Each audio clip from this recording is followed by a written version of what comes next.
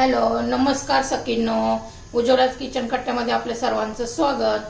हे बघा, आपण आज भजी बनवणार आहोत। 2-3 प्रकारची भजी बनवणार आहोत।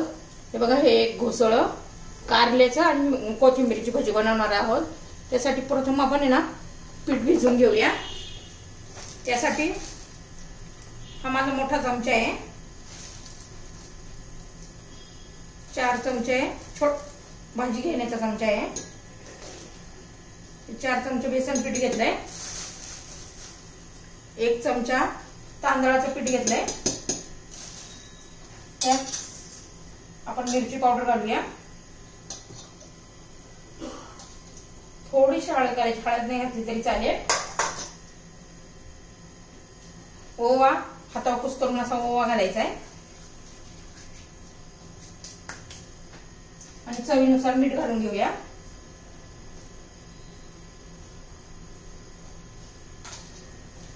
आपण सोडा वगैरे असं काही घालणार नाहीये त्याच्यात।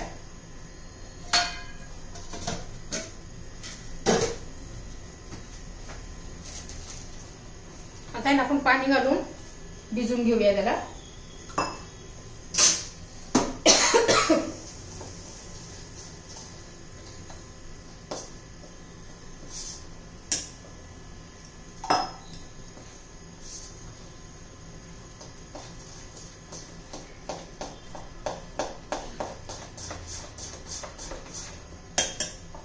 खूप पातळ पण नाही करायचंय आपल्याला।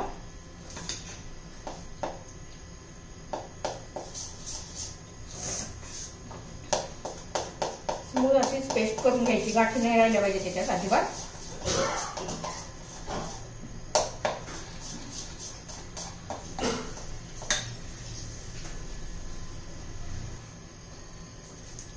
हे बघा, आपण स्मूथ अशी पेस्ट करून घेतली बेसन पिठाची चांगली।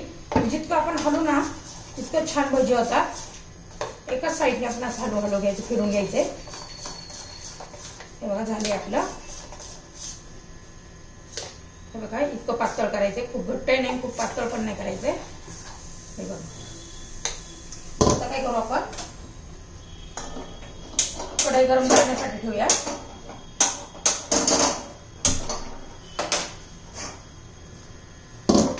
आता आपण कारल्याची पण भजी करणार आहोत।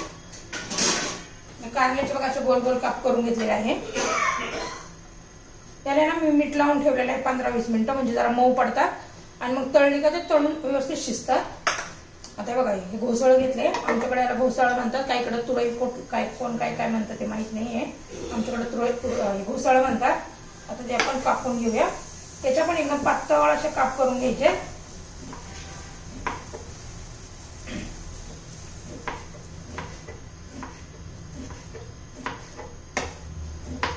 आमच्याकडे श्रावण महिन्यात उपास सोडण्यासाठी घोसळ्याची भजी करतात। हे बघा,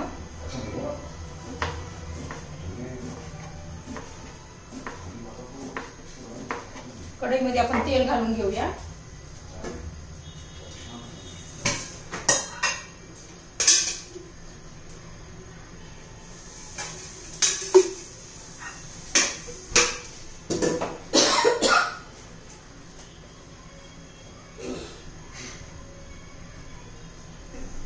आपलं तेल तापले का बघून घेऊया।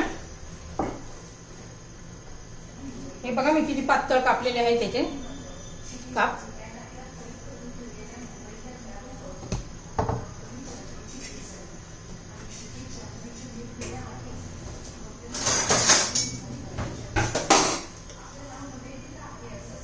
तेल तापले का पाहून घेऊया। आपलं तेल तापलेलं आहे, आता कमी करायचं, मध्यम गॅसवर करायचंय।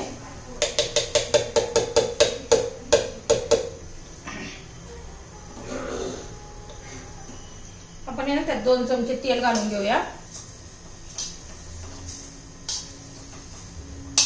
जास्त तेल घातलं म्हणून खूप तेलकट होतात।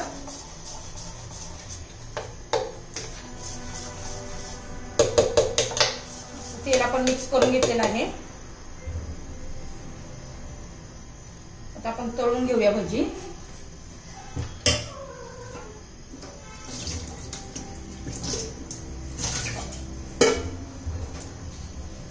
त्यात आपण ते सोडलेले काढून घेऊया।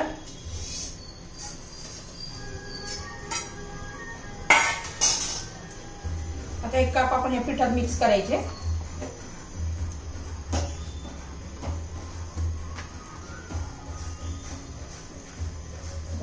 हे बघा मी एक एक सोडून घेते. असं बुडवायचं आणि सोडून घ्यायचं. हे बघा टाकले टाकले लगेच वरती आलेलं आहे. या पद्धतीने तेल गरम झालं पाहिजे. करून पाहिजे. खूप चविष्ट अशी घोसाळ्याची भजी लागतात.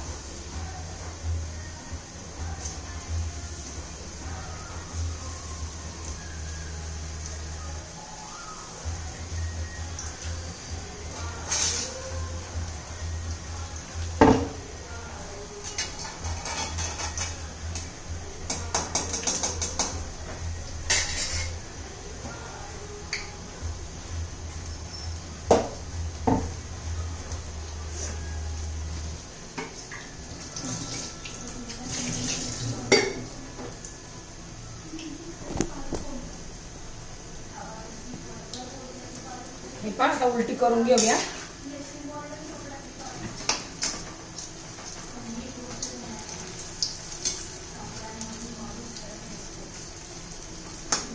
छान आपल्या मध्यम गॅसवरच तळून घ्यायची आहे. म्हणजे आतलं घोसळ पण शिजून निघतात. ते काप व्यवस्थित शिजून निघतात. अजिबात कच्चे राहते नाही. मग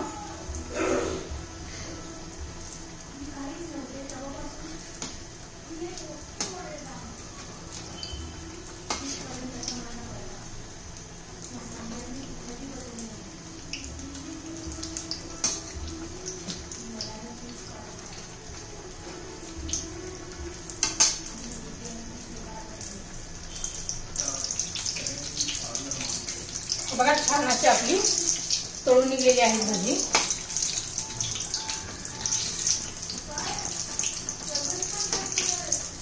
आता काढून घेते मी.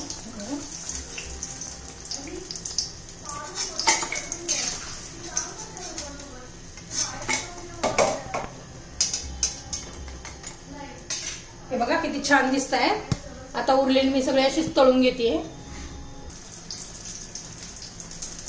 हे पहा आपल्या आता घोसाळ्याची भजी झालेली आहे.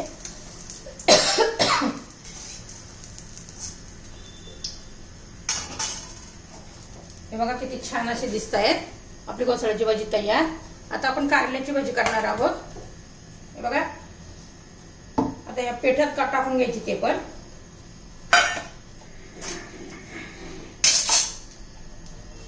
पण असं मिक्स करायचे पिठामध्ये आणि सोडून घ्यायचे.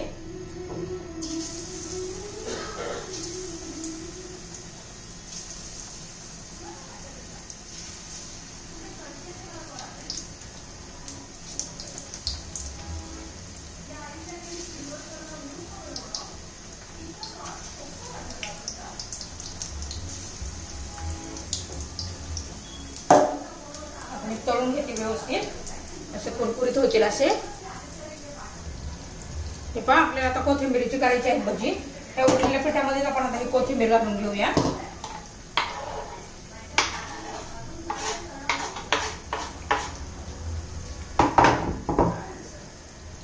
त्यात थोडस आपण आता मीठ घालून घेऊया. आपल्या कारल्याच्या भजीला थोडा वेळ लागतो. कारलं शिजायला लागतं ना.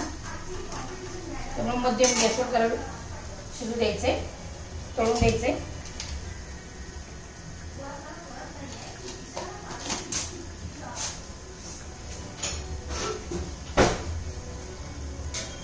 थोडस तिखट टाकून घेऊया.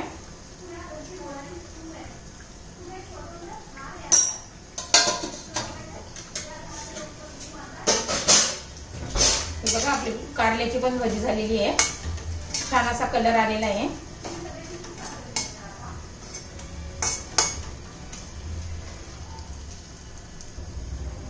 आता कारल्याची भजी पण मी काढून घेते.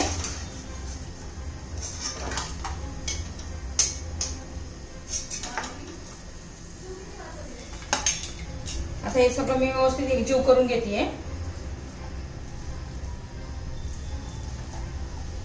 छान लागतात कोथिंबीरीची नसती कोथिंबीरीची भजी पण. आता तेलात सोडून घेऊया आपण.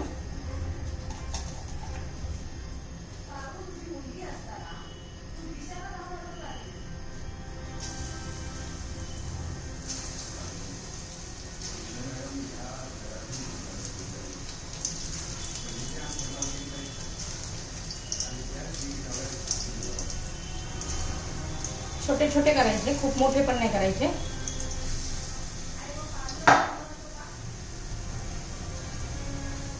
आता तळून घेते मी कोथिंबीरची भजी पण। हे बघा आपली कोथिंबीरची भजी पण झालेली आहे। किती छान असा कलर आलेला आहे, असे कुरकुरीत झालेले आहे। उरलेले पण मी असे सोडून घेते आता त्याच्यात। हे बघा कोथिंबीरची भजी पण आपली झालेली आहे। आता मी गॅस बंद करून घेते। आता सध्या खूप पाऊस पडत आहे, पावसाच्या वातावरणामध्ये भजी खायला खूप छान वाटतं। बघा आपली भजी तयार।